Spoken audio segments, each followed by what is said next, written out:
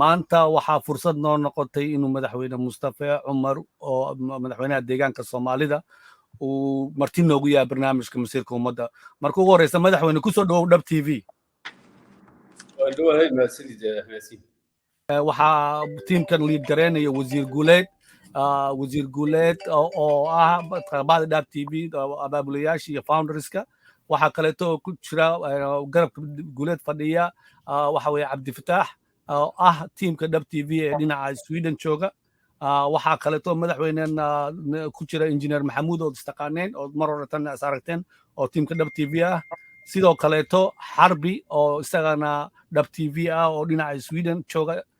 dhinaca deegaanka Soomaalida waxaan mar walba noo qaabilsan oo arrimahaas noo soo aruuriya waxa weeye Mukhtaar Basay oo isagana dhinacan jooga so intaba waxaan leeyahay horta tiimka way wada dhow yihiin barnaamijka wuxuu noqonayaa almost qaybo kala